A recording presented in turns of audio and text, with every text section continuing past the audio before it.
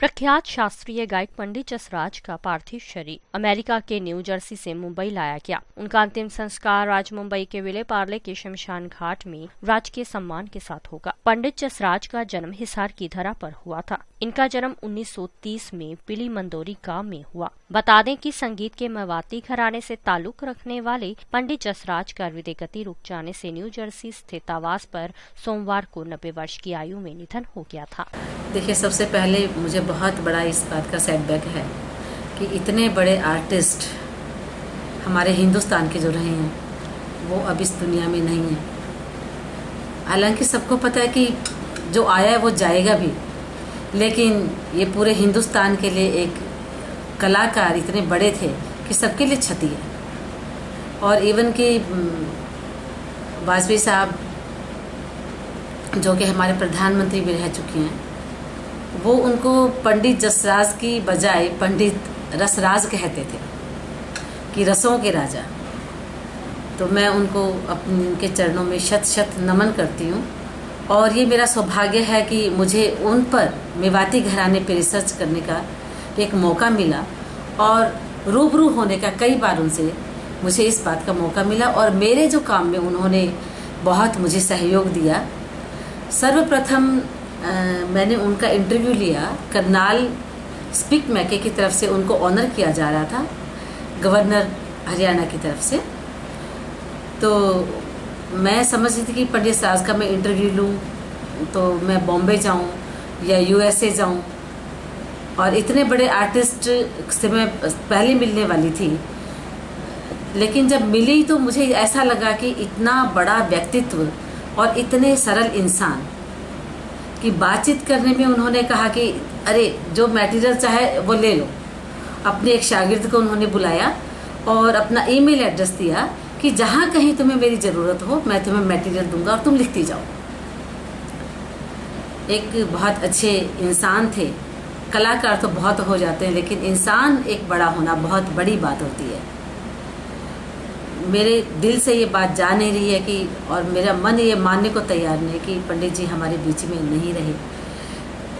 मैं बार बार उनको शत शत नमन करती हूँ कि परमात्मा उनकी आत्मा को शांति दे और अगले जन्म में भी वो हिंदुस्तान में एक आर्टिस्ट की तरह जन्म लें और वापस हिंदुस्तान की जो शास्त्रीय संगीत की जो विधा उन्होंने बखेरी थी वो नए सिरे से बखेरें देश और विदेश में, और हमारा नाम करें, हिंदुस्तान का नाम गौरव करें। और हमारा जो नाम है उन्होंने इस फील्ड में जो ऊंचा किया है, हिंदुस्तान का शास्त्रीय संगीत पूरे वर्ल्ड में, पूरे संसार में फैलाया है। यूएसए में कम से कम उनके 10 स्कूल चल रहे हैं, 10 यूनिवर्सिटीज़ उन्होंने अपनी वहाँ स्थापित की हैं और शास्त्रीय संगीत का वहाँ जो बोलबाला वहाँ उन्होंने स्थापित किया है। मैं चाहती हूँ कि परमात्मा उनको वापस पुनर्जन्म दे के हिंदुस्तान में ही भेजे। देखिए, इस बात को शब्दों में व्यक्त नहीं किया जा सकता। सेटबैक तो इतना है कि एक आर्टिस्ट कई सालों के बाद आर्टिस्ट बनता है। तो ठीक है, उनके शागिर्द जैसे संजीव अभ्यंकर जी हैं, बहुत अच्छा गा रहे हैं, पर उनकी कमी जो है वापस पंडित जसराज जी की कमी हमेशा खलेगी। पर एक सौभाग्य आज आधुनिक युग में ये है कि हमारे पास उनके बहुत सारे रिकॉर्ड्स हैं, उनको हम बार बार सुन सकते हैं। तो वो एक तरह से शरीर उनका इस दुनिया से गया है, संगीत उनका इस दुनिया से नहीं गया है, और उनके संगीत के साथ हम उनको अपने दिल में जिंदा रखें। ये तो और भी बड़े गौरव की बात है कि जिस हिसार से हम संबंध रखते हैं, हरियाणा से संबंध रखते हैं, तो वो बाहर वर्ल्ड में उन्होंने हमारे हिसार डिस्ट्रिक्ट को, हरियाणा, हमारे स्टेट को रिप्रेजेंट किया।